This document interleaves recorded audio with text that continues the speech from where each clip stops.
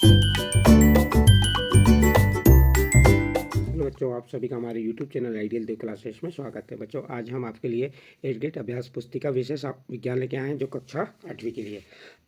इस eight gate अभ्यास पुस्तिका को मध्य प्रदेश राज्य शिक्षा केंद्र भोपाल द्वारा वर्ष 2023-24 के लिए बनाया गया है। और आज हम इस वीडियो के माध्यम से आपको जो कक्षा 8वीं विज्ञान है उसका अध्याय कौन सा बताएंगे। अध्याय 12 में क्या दिया है, कुछ प्राकृतिक परिघटनाएं।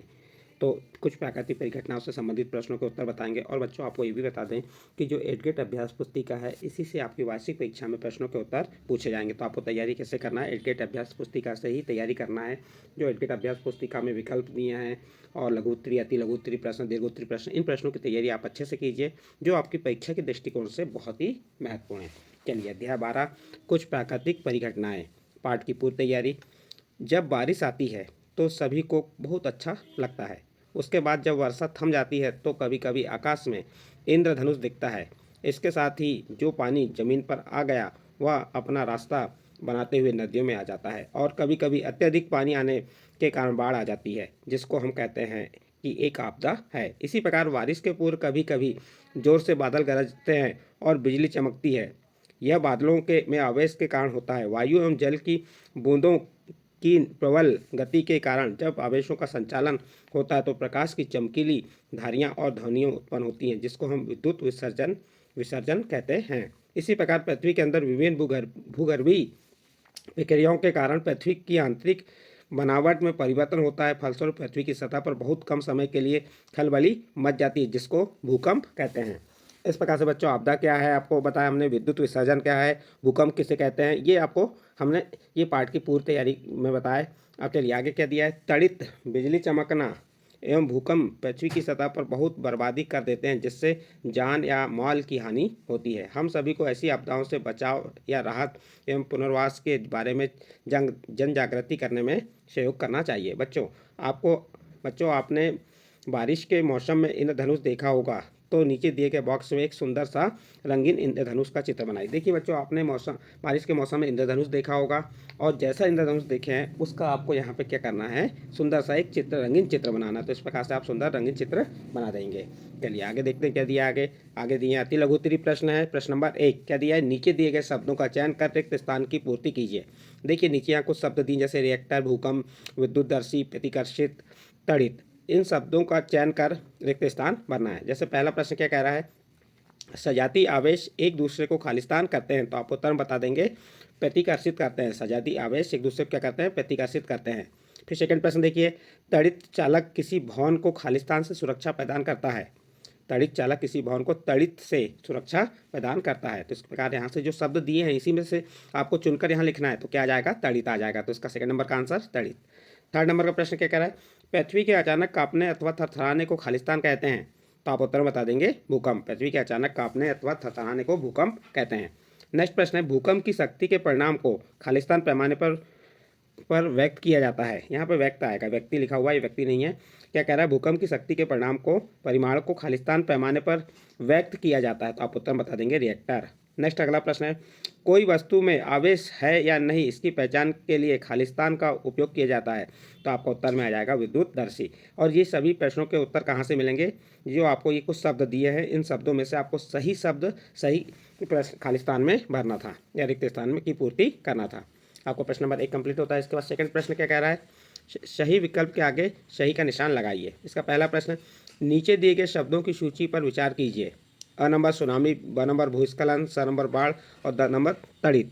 भूकंप के कारण हो सकते हैं, तो क्या होगा यहाँ पे तो इसका सुनामी भी आएगी, भूस्खलन भी होगा और बाढ़ भी। तो इसका सही आंसर हो जाएगा अ नंबर, अ ब स। इसका ए नंबर का आंसर सही है। नेक्स्ट प्रश्न है, निम्नलिखित में से कौन सी घटना भूकंप का कारण बन सकती है। पृथ्वी की प्लेटें, ज्वालामुखी विस्फोट, भूमिगत परमाणु विस्फोट। तो इसका सही आंसर आ जाएगा डी नंबर का, केवल पहला, दूसरा और तीसरा, यानी कि पृथ्वी की प्लेटें भी, ज्वालामुखी का विस्फोट और भूमिगत परमाणु विस्फोट, ये क्या हो सकते हैं, भूकंप के कारण बन सकते हैं। तो इसका डी नंबर का ऑप्शन सही होगा। नेक्स्ट प्रश्न है, मान लीजिए कि आप एक कार में हैं और आंधी के साथ बिजली कड़क रही है, तो निम्नलिखित में से आप अपने आप को संभावित नुकसान से बचाने का सबसे अच्छा तरीका क्या है। ए नंबर, कार में रहना, बी नंबर, कार से बाहर निकलना, सी नंबर, पास के पेड़ पर चढ़ना, डी नंबर, बाहर निकलकर बिजली के खंभे के नीचे खड़ा होना। तो इसका सही आंसर आ जाएगा आपका ए नंबर, कार में रहना। नेक्स्ट प्रश्न देखिए, प्रश्न नंबर 4, भूकंप के लिए उत्तरदायी पृथ्वी की प्लेटें पाई जाती हैं। ए नंबर भूप्रपाटी में, बी नंबर पृथ्वी के प्रवार में, सी नंबर पृथ्वी के आंतरिक क्रोड में, डी नंबर पृथ्वी के बाह्य क्रोड में। तो इसका सही आंसर आ जाएगा ए नंबर भूप्रपाटी में। नेक्स्ट प्रश्न है प्रश्न नंबर 5, भवन को आकाशीय बिजली से बचाने के लिए तड़ित छड़ कहाँ लगी होती है।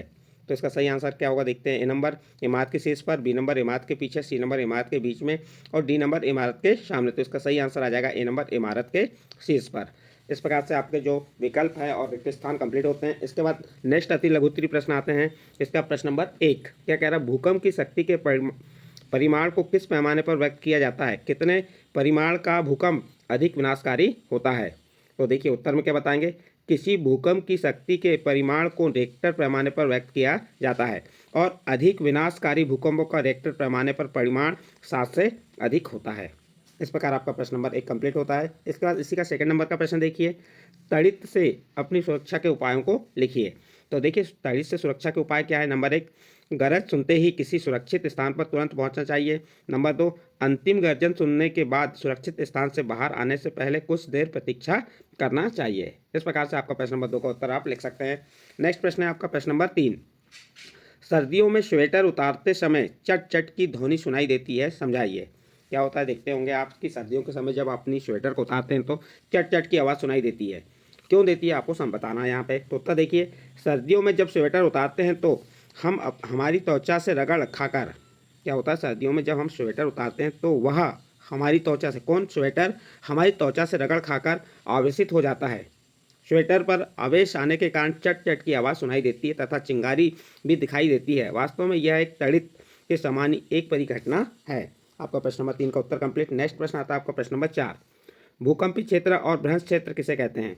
भारत में अति भूकंप वाले क्षेत्रों के नाम लिखिए। उत्तर देखिए, भूकंप प्लेटों की गतियों के कारण उत्पन्न होते हैं। भूकंप प्लेटों की गतियों के कारण उत्पन्न होते हैं तथा जहां प्लेटों की सीमाएं दुर्बल होती हैं वहां भूकंप आने की संभावना अधिक होती है। इन दुर्बल क्षेत्रों को भूकंपी क्षेत्र अथवा भ्रंश क्षेत्र कहते हैं। भारत में अति भूकंप क्षेत्र है कश्मीर, पश्चिमी तथा केंद्रीय हिमालय है। इस प्रकार से आपका प्रश्न नंबर 4 उत्तर कंप्लीट हुआ। इसके बाद नेक्स्ट प्रश्न आता है आपका प्रश्न नंबर 5 और एक ऐसा प्रश्न है आपका लघुत्तरीय प्रश्न है। प्रश्न नंबर 5 क्या कह रहा है, पृथ्वी की संरचना का नामांकित चित्र बनाइए। आपको क्या करना है, पृथ्वी की संरचना का नामांकित चित्र बना देंगे। इस प्रकार से ये पृथ्वी की संरचना का नामांकित चित्र हो गया। इसमें ये बता देंगे ये भूप्रपाटी है, ये प्रवार है, ये बाह्य क्रोड है और ये आंतरिक क्रोड। इस प्रकार से इसको नामांकित भी कर सकते हैं। आपका प्रश्न नंबर 5 का उत्तर कंप्लीट होता है। नेक्स्ट प्रश्न देखिए, प्रश्न नंबर 6। प्रश्न नंबर 6 क्या कह रहा है, भूप्रपाटी में विक्षोभ कैसे उत्पन्न होता है। विक्षोभ पृथ्वी पर किस रूप में दिखाई देता है। तो उत्तर देखिए, पृथ्वी के ऊपरी परत को भूप्रपाटी कहते हैं। पृथ्वी की ऊपरी परत को क्या कहते हैं, भूप्रपाटी कहते हैं। पृथ्वी की यह परत टुकड़ों में विभाजित है। प्रत्येक टुकड़ों में प्लेट कहते हैं। पृथ्वी की यह परत टुकड़ों में क्या है, विभाजित है और प्रत्येक टुकड़ों को क्या कहते हैं, प्लेट कहते हैं। ये प्लेट निरंतर गति करती रहती हैं। जब ये एक दूसरे से रगड़ खाती हैं अथवा टक्कर के कारण एक प्लेट दूसरी प्लेट के नीचे चली जाती है तो इसके कारण भूप्रपाटी में विक्षोभ उत्पन्न होता है। यही विक्षोभ पृथ्वी की सतह पर भूकंप के रूप में दिखाई देता है। इस प्रकार आपका प्रश्न नंबर 6 का उत्तर कंप्लीट होता है। नेक्स्ट प्रश्न आता है आपका प्रश्न नंबर 7। प्रश्न नंबर 7 क्या कह रहा है, आवेशित गुब्बारा दूसरे आवेशित गुब्बारे को प्रतिकर्षित करता है जबकि अनावेशित गुब्बारा आवेशित गुब्बारे द्वारा आकर्षित किया जाता है। प्रयोग द्वारा समझाइए। देखिए उत्तर, आवेशित गुब्बारा दूसरे आवेशित गुब्बारे को प्रतिकर्षित करता है क्योंकि दोनों गुब्बारों पर सजातीय आवेश है। अतः सजातीय आवेश एक दूसरे को प्रतिकर्षित करते हैं, परंतु आवेशित गुब्बारा अनावेशित गुब्बारे को आकर्षित करता है और अपने आवेश में से कुछ आवेश दूसरे गुब्बारे को दे देता है। इसलिए आवेशित वस्तुएं अनावेशित वस्तु को आकर्षित करती हैं। इस प्रकार से बच्चों आप प्रश्न नंबर 7 का उत्तर कंप्लीट कर सकते हैं और अपनी एडगेट अभ्यास पुस्तिका में लिख सकते हैं। इसके बाद नेक्स्ट प्रश्न आता है आपका प्रश्न नंबर 8। प्रश्न नंबर 8 क्या कह रहा है, आवेशों की पहचान करने के लिए आप एक सरल विद्युतदर्शी की रचना किस प्रकार करेंगे, बिंदुवार लिखिए। तो उत्तर देखिए, नंबर 1, बोतल के मुंह के साइज के कुछ बड़ा गत्ते का टुकड़ा लीजिए। क्या करना है आपको, बोतल के मुंह के साइज से कुछ बड़ा गत्ते का टुकड़ा लीजिए। इसमें एक छिद्र बनाइए जिसमें धातु की पेपर क्लिप घुसाई जा सके। नंबर 2, एल्यूमिनियम की पन्नी की लगभग 4 सेंटीमीटर गुणित 1 सेंटीमीटर साइज की 2 पट्टी काटिए। नंबर 3, इन्हें पेपर क्लिप पर लटकाइए। नंबर 4, गत्ते के ढक्कन में पेपर क्लिप को इस प्रकार घुसाई कि यह गत्ते के लंबवत रहे। तो इस प्रकार से आपको जो कहा है आवेशों की पहचान करने के लिए आप एक सरल विद्युतदर्शी की रचना किस प्रकार करेंगे, ये बिंदुवार लिखिए। तो आपको हमने बिंदुवार बता दिए। नेक्स्ट प्रश्न आता है आपका प्रश्न नंबर 9। तड़ित चालक किसे कहते हैं। तथा यह भवन की सुरक्षा किस प्रकार करते हैं, सचित्र बनाइए। तड़ित चालक एक ऐसी युक्ति है जिसका उपयोग भवनों को तड़ित के प्रभाव से बचाने के लिए किया जाता है। प्रश्न क्या है, तड़ित चालक किसे कहते हैं तथा यह भवन की सुरक्षा किस प्रकार करते हैं, सचित्र समझाइए। तो चित्र तो आप इस प्रकार से बना के बता देंगे, आप उसको समझाइए। तो कैसे समझाएंगे, देखिए। तड़ित चालक एक ऐसी युक्ति है जिसका उपयोग भवनों को तड़ित करके प्रभाव से बचाने के लिए किया जाता है। किसी भवन के निर्माण के समय उसकी दीवारों में उस भवन की ऊंचाई से अधिक लंबाई की धातु की छड़ स्थापित कर दी जाती है। इस क्षण का एक सिरा वायु में खुला रखा जाता है तथा दूसरे सिरे को जमीन में काफ़ी गहराई तक दबा देते हैं। धातु की छड़ विद्युत आवेश के जमीन तक पहुंचने के लिए एक सरल पथ प्रदान करती है। इस प्रकार से इसका आप क्या बता सकते हैं, किस प्रकार करना है, सचित्र समझा सकते हैं इसे। इस प्रकार आपका प्रश्न नंबर 9 कंप्लीट होता है। नेक्स्ट प्रश्न आता है आपका प्रश्न नंबर 10। प्रश्न नंबर 10 क्या कह रहा है, भूकंप से बचने के लिए निम्न स्थितियों में आप क्या प्रयास करेंगे। यदि आप घर में हैं तो क्या करेंगे, यदि घर में हैं तो नंबर 1, किसी मेज के नीचे आश्रय ले अथवा झटकों के रुकने तक वहीं रहें। दूसरा, ऐसी ऊंची तथा भारी वस्तु से दूर रहें जो आप पर गिर सकती है। तीसरा, यदि आप बिस्तर पर हैं तो उठे नहीं, अपने सिर को तकिए से बचाव करें। यहाँ पे को कर दीजिए, सिर को तकिए से बचाव करें। इस प्रकार से यदि घर के अंदर हैं और यदि घर के बाहर हैं तो क्या करना पड़ेगा आपको। इसका 2 नंबर का प्रश्न, यदि आप घर के बाहर हैं तो नंबर 1, भवनों, वृक्षों तथा ऊपर जाती विद्युत लाइनों से दूर किसी खुले स्थान खोजें एवं धरती पर लेट जाए। नंबर 2, यदि आप किसी कार अथवा बस में हैं तो बाहर ना निकलें, ड्राइवर से कहें कि वह धीरे धीरे किसी खुले स्थान पर पहुंचे। इस प्रकार से आपका प्रश्न नंबर 10 का अ और ब प्रश्न का उत्तर कंप्लीट होता है। इसके बाद आपका प्रश्न नंबर 11 आता है। प्रश्न नंबर 11 क्या कह रहा है, तड़ित झंझा के समय यदि आप घर के बाहर खुले स्थान में हो तो आप तड़ित से बचने के लिए क्या उपाय करेंगे। तो उत्तर देखिए, यदि हम तड़ित झंझा से बचने के लिए बाहर खुले स्थान में तड़ित से बचने के उपाय क्या होंगे, आपको बता दे रहे हैं। नंबर 1, छोटे वृक्ष के नीचे शरण लीजिए। नंबर 2, जमीन पर सिमट कर नीचे बैठें। नंबर 3, अपने हाथों को घुटनों पर तथा सिर को हाथों के नीचे रखें जब आप जमीन में बैठ रहे हैं तो, और बड़े पेड़ों से काफ़ी दूरी पर खड़े रहें। इस प्रकार आप प्रश्न नंबर 11 का उत्तर कंप्लीट कर सकते हैं। इसका बाद नेक्स्ट प्रश्न आता है आपका प्रश्न नंबर 12। प्रश्न नंबर 12 नहीं है, अब यहाँ से आपके प्रोजेक्ट कार्य चालू हो जाते हैं। प्रोजेक्ट एक क्या कह रहा है, समाचार पत्र पत्रिकाओं में छपे भूकंप पीड़ित व्यक्तियों की समस्याओं को एकत्र कर संक्षिप्त रिपोर्ट तैयार कीजिए। तो क्या देखिए बच्चों, इसमें आपको जो प्रोजेक्ट एक का अ नंबर का प्रश्न कह रहा है कि समाचार पत्र जो पेपर वगैरह आते हैं, पत्रिकाएं होती हैं में छपे भूकंप पीड़ित व्यक्तियों की समस्याओं को आपको एकत्र कर यहाँ पे लिखना है। जैसे अभी क्या हो रहा है, सिवनी में भूकंप से लोगों को के रहने की आफत बनी हुई है। सिवनी जिले में क्या हो रहा है, भूकंप के झटके आ रहे हैं, इस कारण वहाँ पे लोगों को रहने के लिए आफत बनी हुई है। दूसरा नंबर, सिवनी में भूकंप आने से अनेक घरों की दीवारों में दरार आई हैं। और नंबर 3, भूकंप से बिजली, ऑनलाइन व्यवस्थाएं आदि प्रभावित हुई। इस प्रकार से आप प्रश्न नंबर अ का उत्तर कंप्लीट कर सकते हैं। इसके बाद प्रश्न नंबर ब देखिए, भूकंप के अलावा भी कुछ प्राकृतिक आपदाओं के चित्र एकत्र कर अपने इसके पुस्तिका में लगाइए। देखिए भूकंप के अलावा क्या होता है, जैसे आग, बाढ़, सुनामी, चक्रवाती तूफान, ज्वालामुखी आदि होते हैं। तो इसका आपको क्या करना है, इन प्राकृतिक आपदाओं के चित्र एकत्र करना है और अपनी इसके पुस्तिका में लगाना है। इस प्रकार बच्चों आपका प्रोजेक्ट 1 कंप्लीट होता है। इसका प्रोजेक्ट 2 देखिए, प्रोजेक्ट 2 में क्या कहा है, प्राकृतिक विनाशकारी परिघटनाएं कौन कौन सी हैं तथा उनसे जनजीवन किस प्रकार प्रभावित हो सकता है, लिखिए। तो आप उत्तर बताएंगे, प्राकृतिक विनाशकारी परिघटनाएं भूकंप, भूस्खलन, बाढ़, सूखा, चक्रवात, ज्वालामुखी का फटना व सुनामी आदि हैं।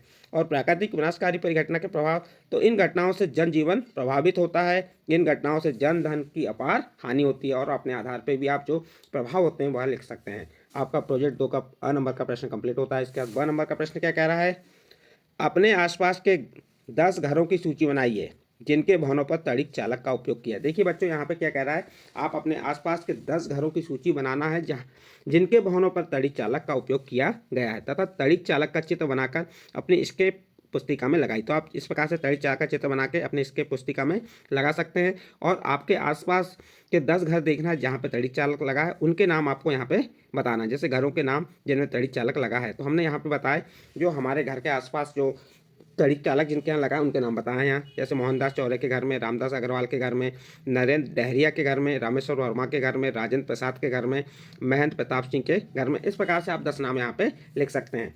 इस प्रकार आपका जो आप प्रोजेक्ट 2 था, प्रोजेक्ट 1 कंप्लीट होता है। और अध्याय कौन सा था, अध्याय 12। अध्याय 12 के प्रश्नों के उत्तर कंप्लीट होते हैं। यदि बच्चों आपको अध्याय 12 कुछ प्राकृतिक परिघटना के जो प्रश्नों के उत्तर बताए ये आपको अच्छे लगे हों तो आप हमारे चैनल आइडियल देव क्लासेस को सब्सक्राइब कीजिए, लाइक कीजिए एवं अन्य ग्रुप में शेयर जरूर कीजिए।